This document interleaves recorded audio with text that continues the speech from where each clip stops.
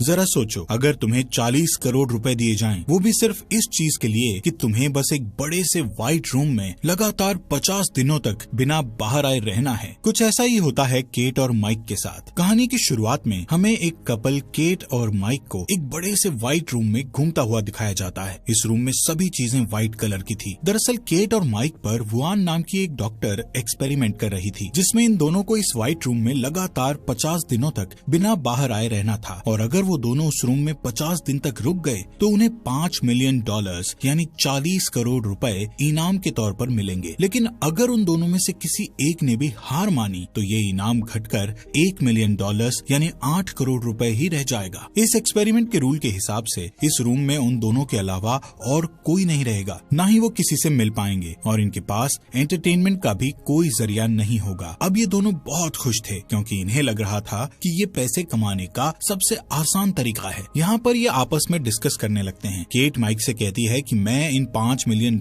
से अपने सारे सपने पूरे करूंगी। वहीं माइक इन पैसों को पार्टीज में उड़ाने का प्लान बनाता है, और केट से कहता है कि इतना पैसा आने के बाद हमें कभी भी पैसों के बारे में सोचना नहीं पड़ेगा। थोड़ी देर बाद उनको एक AI डिवाइस की आवाज आती है, जो उन्हें यहाँ के रूल्स के बारे में बताती है कि अब वो लोग एक इमैक्युलेट रूम में हैं। इस रूम में उनके पास सिर्फ एक बेड, एक बेंच और एक सिंपल सा बाथरूम था, जहाँ पर एक मॉनिटर लगा हुआ था, जिसमें इस रूम में रहने के सारे रूल्स लिखे हुए थे, जिनमें से एक रूल ये लिखा हुआ था कि एक टाइम पर एक ही इंसान बाथरूम का इस्तेमाल कर सकता है। यहाँ दीवार पर एक रेड बटन भी था, जिसको प्रेस करके उनमें से कोई भी हार मानकर यहाँ से बाहर जा सकता था। वहाँ लगे मॉनिटर पर टच करके वो लोग अपने लिए खाने पीने का सामान मंगा सकते थे, और एग्जिट डोर के ठीक ऊपर एक बड़ी सी क्लॉक लगी हुई थी, जिसमें उनके 50 दिनों का टाइमर चल रहा था। इस रूम में कैट और माइक के लिए डेली न्यूट्रिशन का एक डिजाइनर बॉक्स आता था, जिसमें उनके खाने पीने का सामान होता था। रूम की लाइट्स रात होने पर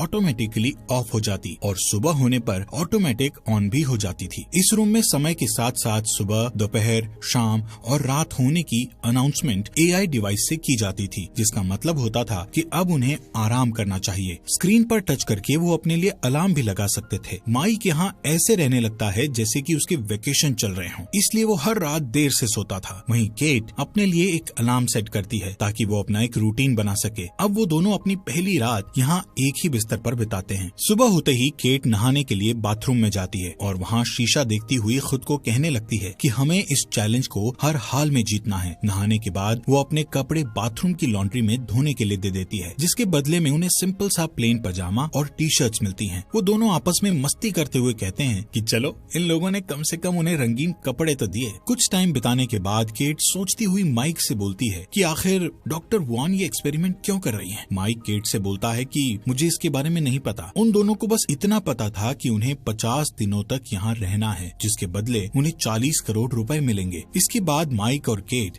खुद को बिजी रखने की कोशिश करते हैं। केट अपना मन शांत करने के लिए मेडिटेशन करने लगती है। वहीं माइक घूर घूर कर उस क्लॉक की ओर देख रहा था, जिसमें 50 दिन का टाइमर चल रहा था। बैठे बैठे माइक अजीब अजीब सी बातें सोचने लगता है, जैसे कि यहाँ की दीवारों का रंग सफेद ही क्यों किया गया है। केट उसे बार बार कहती है कि उसे लगातार उस क्लॉक की ओर नहीं देखना चाहिए, बल्कि उसे यहाँ टाइम बिताने के बाद मिलने वाले 40 करोड़ रुपए के बारे में सोचना चाहिए। लेकिन माइक के लिए ये बिल्कुल भी आसान नहीं था, क्योंकि वो कुछ दिन से सही से अपनी नींद भी पूरी नहीं कर पा रहा था। वहीं केट अपना डेली रूटीन जारी रखती है, और वो माइक का ध्यान उस क्लॉक से हटाने के लिए उसे कुछ टाइम रनिंग करने को कहती है। जब केट मेडिटेशन कर रही होती है तो माइक भी उसे देखकर रनिंग करने लगता है। इसके बाद टाइम पास करने के लिए वो दोनों बच्चों वाले गेम्स खेलने लगते हैं और साथ ही डांस करते हैं। यहाँ पर जैसे ही वो दोनों अपने कपड़े लॉन्ड्री में धोने के लिए देते हैं तो वापस उन्हें वही सेम पजामे मिल जाते हैं। ऐसे ही कुछ हफ्ते बीत जाने के बाद कुछ ऐसा होता है कि माइक को उस रूम में एक कीड़ा दिखता है और वो उससे बात करने लगता है। माइक उसे खाना खिलाने की कोशिश करता है, लेकिन जैसे ही वो फर्श पर अपने मिल्क शेक की कुछ बूंदे गिराता है तभी AI डिवाइस की आवाज आती है, जो उसे कहती है कि ये खाने पीने का सामान सिर्फ तुम दोनों के लिए है। माइक यहाँ पर थोड़ा परेशान हो जाता है और उस AI डिवाइस से कहता है कि ये कीड़ा यहाँ भूख की वजह से मर जाएगा, इसलिए मैं बस इसे यहाँ से बाहर निकालने की रिक्वेस्ट कर रहा हूँ। केट माइक को समझाने की कोशिश करती है कि जिस स्पीकर से AI डिवाइस की आवाज आती है वो दोबारा किसी चीज को नहीं दोहराता, लेकिन माइक केट से कहता है कि मुझे इस कीड़े को बाहर निकालना ही पड़ेगा वरना ये यहीं पर मर जाएगा। इतना कहता हुआ वो उस रूम में लगे रेड बटन की ओर जाने लगता है। यहाँ पर इन दोनों के बीच बहस होने लगती है। केट कहती है कि वो बटन दबाने पर पर हम ये चैलेंज हार जाएंगे और उन्हें यहाँ से खाली हाथ बाहर निकाल दिया जाएगा। हालांकि माइक बाहर नहीं जा रहा था, वो बस उस कीड़े को बचाने की कोशिश कर रहा था। इसके बाद माइक उस कीड़े को नीचे रखकर केट को कहता है कि ये कीड़ा एक लिविंग थिंग है और तुम्हें इस पर जरा सी भी दया नहीं आ रही। जिस पर केट उससे कहती है कि तुम्हें ऐसा इसलिए लग रहा है क्योंकि तुम एक वेजिटेरियन इंसान हो। ऐसे ही काफी देर तक इनकी बहस चलती है और गुस्से में केट वहाँ से आगे बढ़ने लगती है कि तभी बातों ही बातों में गलती से उसका पैर उस कीड़े के ऊपर टिक जाता है, जिससे वो कीड़ा वहीं पर मर जाता है। केट माइक से बोलती है कि ऐसा उससे गलती से हुआ है, लेकिन माइक ये मानने को तैयार नहीं होता और गुस्से में आकर वो एक कोने में अपना पूरा दिन बिता देता है। इस रूम के रूल्स के अकॉर्डिंग उन्हें 2 ट्रीट्स लेने की परमिशन थी, इसलिए माइक केट से कहता है कि मैं अपनी एक ट्रीट लेने वाला हूँ। केट उसे याद दिलाती है कि ऐसा करने से उनके प्राइज मनी से $1,00,000 कम हो जाएंगे, इसलिए वो माइक को ऐसा करने से मना करती है। लेकिन फिर भी माइक अपनी ट्रीट लेने चला जाता है और बदले में उसे एक ग्रीन कलर का स्केच मिलता है। माइक कहता है कि इससे तो उसका कुछ होने वाला नहीं है, फिर भी कम से कम अब दीवार पर आर्ट बनाकर टाइम पास तो कर ही सकता हूँ। अब जैसे ही कैट उसे दीवार पर ड्राइंग करते हुए देखती है तो वो उससे खुद का पोर्ट्रेट बनाने को कहती है, जिस पर माइक भी उसका पोर्ट्रेट बनाने लगता है। काफी टाइम बाद केट बोर होकर यहाँ से चली जाती है क्योंकि वो माइक के लिए एक मॉडल नहीं बनना चाहती थी। वहीं माइक तब तक ड्राइंग करता रहता है जब तक वो उस स्केच को खत्म नहीं कर देता। वो पूरे बाथरूम और टॉवल को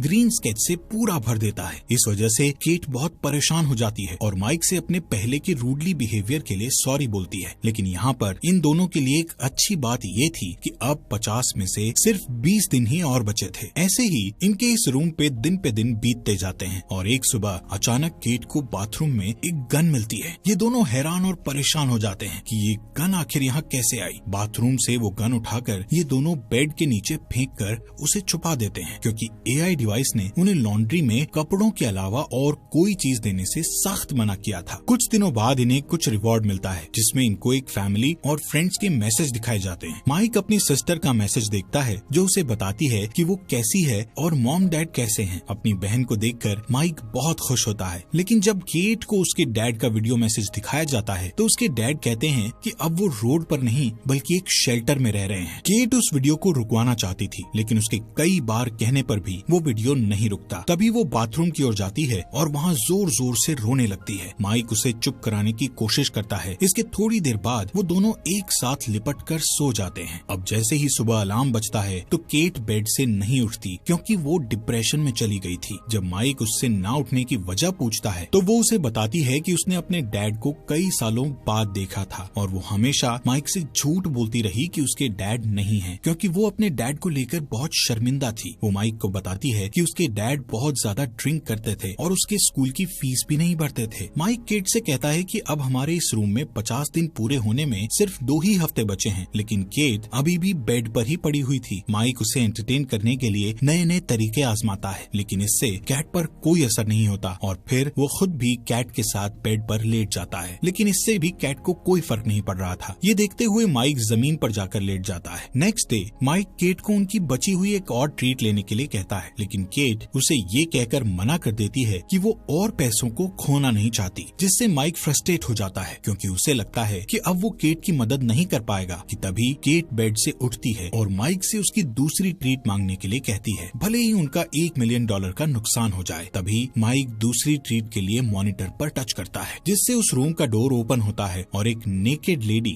रूम के अंदर आती है जिसका नाम साइमन होता है। उसको ऐसे नेकेड देखकर माइक हैरान हो जाता है। साइमन भी डॉक्टर वुआन के इस एक्सपेरिमेंट के बारे में कुछ नहीं जानती थी क्योंकि वो सिर्फ एक एक्ट्रेस थी जिसे इस काम के लिए पैसे दिए गए थे और वो पूरे महीने के लिए यहाँ बुक थी। साइमन को इस रूम में केट और माइक के साथ सिर्फ 24 घंटे ही गुजारने थे। केट माइक से कहती है कि वो अपनी टी शर्ट उतारकर साइमन को दे दे ताकि वो थोड़ा बहुत अपने आप को कवर कर सके। साइमन माइक की ड्राइंग को देखकर उसकी तारीफ करने लगती है, जिससे केट को और भी ज्यादा गुस्सा आता है। रात होने पर माइक उन दोनों लड़कियों को बेड पर सोने के लिए कहता है और खुद जमीन पर सो जाता है, जिसके बाद केट को इन दोनों की हरकतों से बहुत ज्यादा चिढ़ हो रही थी, इसलिए वो माइक को भी बेड पर सोने के लिए बुला लेती है और खुद इन दोनों के बीच में सो जाती है। यहाँ पर पूरी रात केट को चैन से नींद नहीं आती और सुबह जब वो उठती है तो वो देखती है कि साइमन बेड पर नहीं है। ये देखकर वो सोचती है कि शायद साइमन यहाँ से जा चुकी है, लेकिन दरअसल साइमन बाथरूम में थी और वहाँ वो बिना कपड़ों के नेकेड घूम रही थी। केट ये चीजें और झेल सकती थी, इसलिए वो शांत रहती है। इसके बाद वो तीनों रूम में यहाँ वहाँ डांस करना स्टार्ट करते देते हैं, एक दूसरे को किस करने लगते हैं। इससे माइक को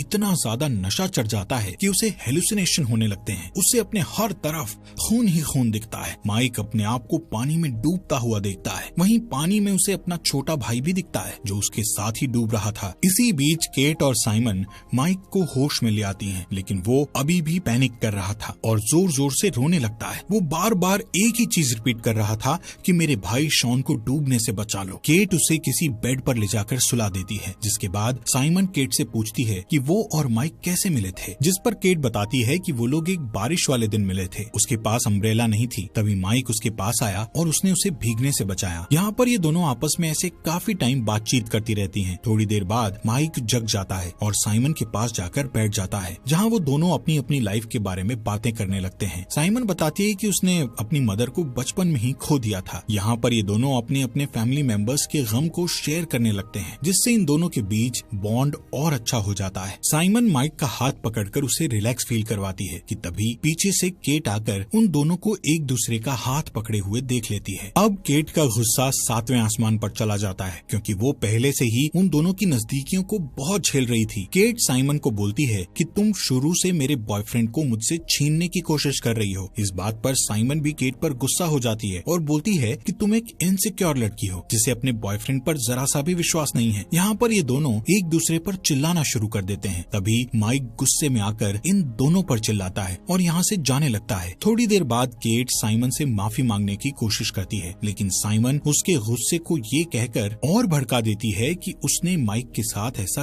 कुछ भी नहीं किया था। नेक्स्ट मॉर्निंग जब माइक उठता है तो वो कुछ ठीक फील नहीं कर रहा था। अब साइमन भी इस रूम से जा चुकी थी, लेकिन जाने से पहले उसने यहाँ माइक के लिए एक मैसेज छोड़ दिया था, जिसमें लिखा था कि पहले कभी किसी ने मुझसे इतना प्यार नहीं किया। केट ये मैसेज माइक को दिखाती है और उस पर भड़कने लगती है कि तुम मुझे चीट कर रहे हो। माइक केट को समझाता है कि जो भी साइमन ने लिखा है वो सब झूठ है। वो कहता है कि इस रूम में ये सब जानबूझकर किया जा रहा है ताकि वो दोनों आपस में लड़ें और हार मान लें। गुस्से में केट माइक को धक्का मार देती है, जिससे उसका सर दीवार से टकरा जाता है और उसके सर से खून बहने लगता है। माइक केट से दूर चला जाता है और उसे कहता है कि उसने कभी भी उसे धोखा नहीं दिया, तब भी नहीं जब वो न्यूयॉर्क चली गई थी। वो हमेशा चाहता था कि केट कभी भी अनकंफर्टेबल फील ना करे, इसलिए उसने अपने कई सारे दोस्तों से मिलना छोड़ दिया। उसने अपने कॉलेज की पढ़ाई भी पूरी नहीं की ताकि वो केट के साथ घर पर रह सके। जब वो डिप्रेस थी तब भी वो उसके साथ था और इन सब के बदले में उसे क्या मिला? बस उसका शक और नफरत। यहाँ पर केट माइक से माफी मांगती है कि मुझसे गुस्से में ऐसा हो गया। तभी माइक को बहुत अजीब सा फील होने लगता है। वो कहता है कि उसे डॉक्टर की जरूरत है। केट जल्दी से उसके लिए मिल्क शेक लाती है और एक टॉवल से उसके सर की चोट को कवर करती है, जिसके बाद वो माइक को कहती है कि उनके इस रूम के कॉन्ट्रैक्ट में मेडिकल रिसोर्सेज के बारे में नहीं लिखा। माइक ये सुनकर बिल्कुल भी विश्वास नहीं कर पाता कि वो केट से क्या सुन रहा है। वो केट से पूछता है कि क्या सच में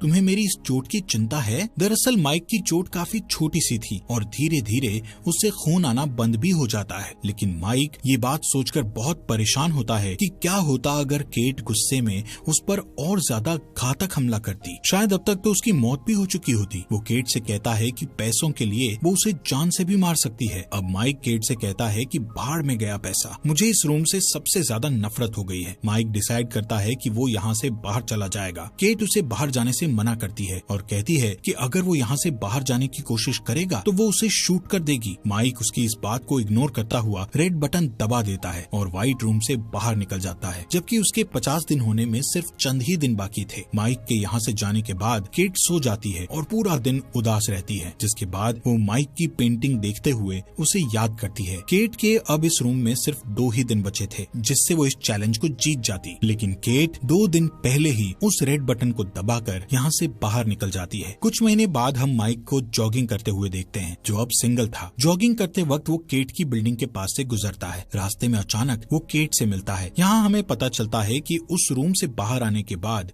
कई महीनों तक ये दोनों एक दूसरे से मिले भी नहीं थे। इसके बाद ये दोनों यहाँ से साथ मिलकर डिनर पर जाते हैं। रास्ते में माइक केट से पूछता है कि क्या उसने उस रूम का रेड बटन दबा दिया था। केट इसका जवाब नहीं देती, लेकिन वो जो कुछ भी हुआ उसके लिए माइक से माफी मांगती है। जब वो दोनों यहाँ से चले जाते हैं तब कैमरा एक बिल्डिंग पर फोकस करता है, जिस पर ये साफ साफ लिखा था कि इस बिल्डिंग का निर्माण एक बहुत बड़े डोनेशन से हो पाया है, जिसके डोनर ने अपना नाम नहीं बताया। मूवी के एंडिंग में हम देखते हैं कि उसी रूम में एक नया कपल इस चैलेंज को एक्सेप्ट कर लेता है और ये मूवी यहीं पर खत्म हो जाती है। दोस्तों, आपका तहे दिल से शुक्रिया हमारे फॉक्स एक्सप्लेनर हिंदी चैनल को सब्सक्राइब करने के लिए।